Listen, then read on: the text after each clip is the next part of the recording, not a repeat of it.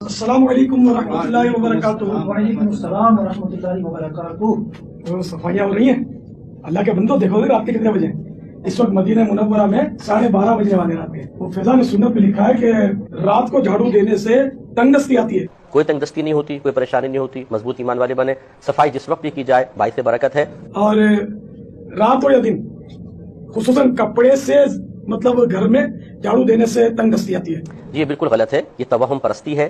جو ضعیف الایمان قسم کے لوگ ہوتے ہیں ان کے یہ خیالات ہوتے ہیں کہ ایک امام کو ماننے والے، ایک فقہ کو ماننے والے، بریلوی مکتب سے تعلق رکھنے والے، بریلوی مکتب کی کتابوں کو پڑھنے والے، اپنے آپ کو بریلوی کہنے والے، یہ دونوں آپس میں ایک چھوٹے سے مسئلے پہ ان دونوں کے آپس میں کنٹرڈکشن پایا جا رہا۔ ایک فرما رہے ہیں رات کو جھاڑو دینے سے غربت آتی، اور ایک فرما رہے ہیں کہ ایسا وہم و گمان رکھنے والے کم ظرف کم ایمان والے ہیں۔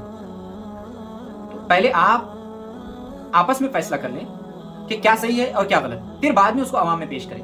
کیوں ہم کو کنفیوژن میں ڈال رہے ہیں؟ ایک چھوٹا سا مسئلہ جھاڑو رات کو کرنا چاہیے یا نہ کرنا چاہیے، اس مسئلے پہ آپ لوگ متفق نہیں ہیں، تو دوسرے اور معاملات میں آپ کیسا بھروسہ کریں ہم آپ پہ؟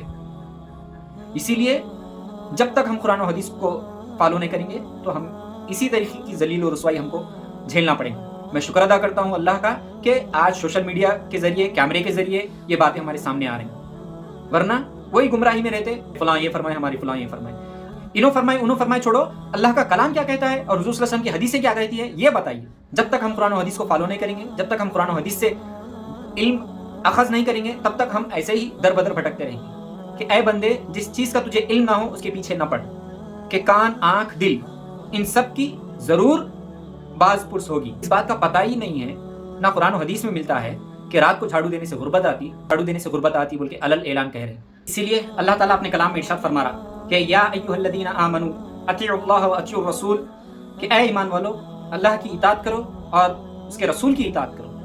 حضور صلی اللہ علیہ وسلم ہر خطبے میں یہ ارشاد فرماتے کہ اما بعد فإن خیر الحدیث کتاب اللہ وخیر الہدی ہدی محمد وشر الامور محدثاتها وکل محدثۃ بدعہ وکل بدعۃ ضلالہ وکل ضلالۃ فی النار، کہ سب سے بہترین کلام اللہ کی کتاب ہے اور سب سے بہترین طریقہ حضور محمد مصطفیٰ صلی اللہ علیہ وسلم کا طریقہ ہے، اور بدترین کام وہ ہے جو دین میں نئے جاری کیے جائیں۔ ہر بدعت گمراہی ہے اور ہر گمراہی جہنم میں لے جانے والی ہے۔ اسی لیے ہر بدعت سے بچیں اور غلط تعلیمات کو پھیلانے سے بچیں۔ سوشل میڈیا کا دور ہے، کیمرے کا دور ہے، اگر آپ کچھ بھی اپنی زبان سے ادا کریں گے تو وہ سارے لوگوں تک پہنچ کر رہے گا۔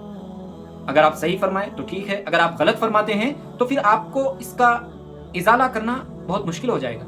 آپ جو بھی عوام الناس تک پہنچانے کی کوشش کرتے ہیں تو یہ کوشش ہونی چاہیے کہ جو بھی ارشاد فرمائیں قرآن و حدیث کی روشنی میں ارشاد فرمائیں۔ اسی لیے آپ جو بھی مسئلہ مسائل بتاتے ہیں یہ عین قرآن و سنت کے مطابق ہونا چاہیے۔ اگر آپ قرآن و سنت کو چھوڑ کر اپنے وہم و گمان سے اگر بات بتائیں گے تو پھر اسی طریقے کا ریبٹل آپ کو برداشت کرنا پڑے گا۔